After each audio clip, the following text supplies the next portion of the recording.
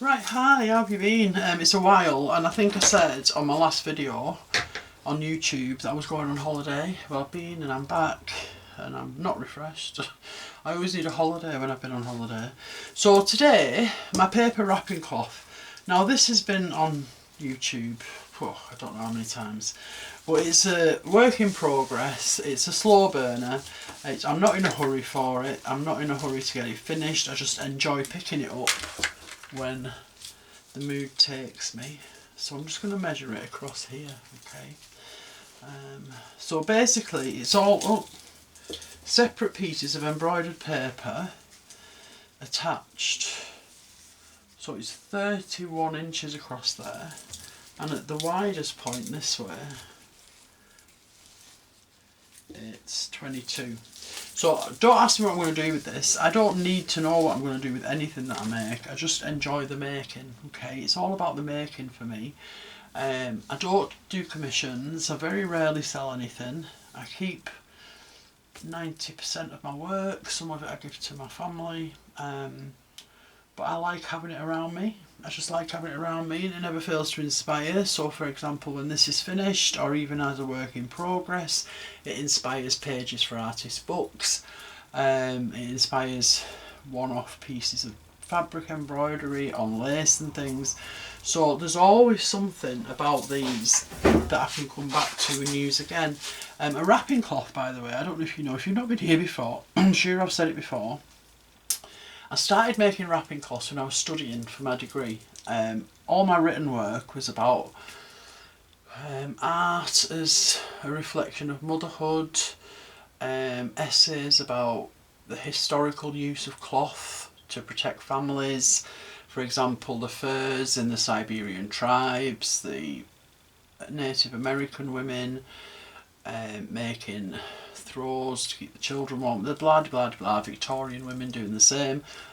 So the wrapping cloth was a natural evolution for me from that, and it was my desire, they were a reflection of my desire to wrap my children up and keep them safe, because they're not children anymore and you can't supervise them 24 hours a day or make sure they're safe 24 hours a day. And I started my degree when my daughter went to university.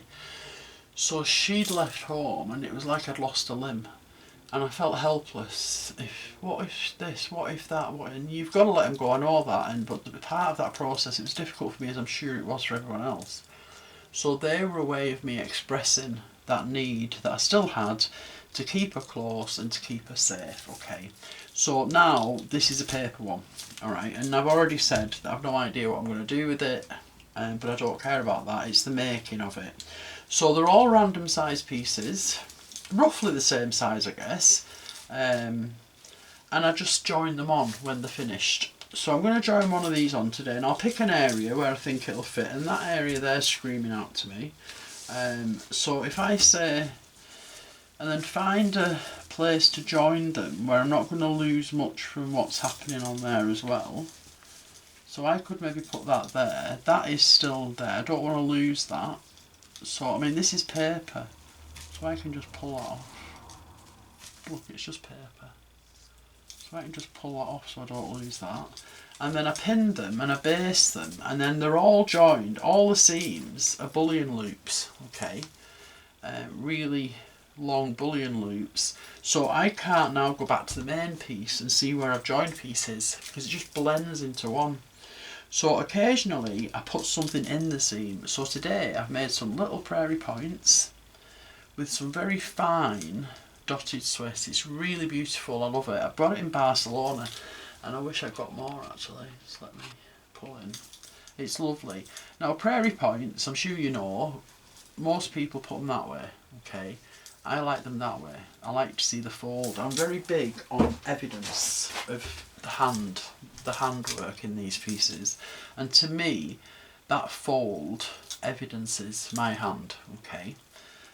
So if I say put that there and then like that, and I don't necessarily put them in the conventional manner either. The conventional manner would be to come and put the point of the next one in the middle of that one, okay? But I don't necessarily do that. I just put them in how however it appeals to me aesthetically, and depending on the shape of the piece as well. So now that one's too visible, push that back in, and then I need to pin it. And it's very remiss of me, but I haven't got my board under here, which makes for ease of pinning. But I'll try and do it anyway. Let me see. So now that one, that's visible, but there will be another piece coming there. But what I could do, what I might do, is put it there. I think I'll do it like that. So that's a lovely addition to that seam. Well, I think it's a lovely addition to that seam.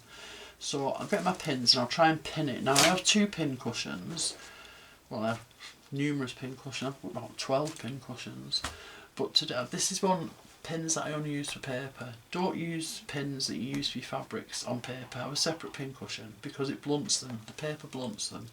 So I'll keep those separate. That's a bit of advice for you today. So I'll just pin this, which is going to be easier said than done. And then later on I'll baste it and I will bullion knot all the way around here.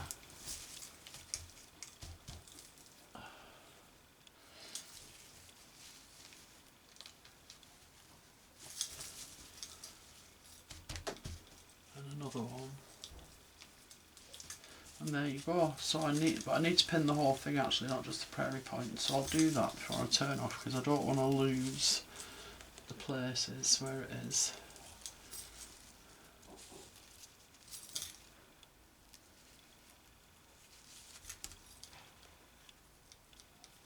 So because I tore that little bit of paper off there, that is still visible. Okay, take that off. Now if I wanted to cut this back, I could snip it off, but I would use paper scissors for that. I wouldn't use my embroidery scissors for that. Or I've got some old embroidery scissors that are blunt, I would use them. Don't use your thread or your fabric scissors for anything that's got paper in it, because it will ruin them. Okay, so now I need to go off and stitch that. But I like the prairie points. I don't think I've put any in here anywhere else. But yeah. So I mean you can see bullion knots everywhere, loops of bullions everywhere. So it's impossible for me now to decide which is separate pieces, but that's a good thing. So yeah, so I hope you enjoyed that. I like them. So bullion loops will go all the way around there. Okay. And then I've still got this other piece that needs to be joined on before I make another one. It could go on forever this, it could end up being 6 foot square, who knows. And it won't, if it's very big, I'll lay it over a bed or over the back of a chair. I won't fold it or put it somewhere, and if I did have to put it somewhere I would roll it, I wouldn't fold it. Okay. Right, have a nice Saturday and thank you for taking the time to watch.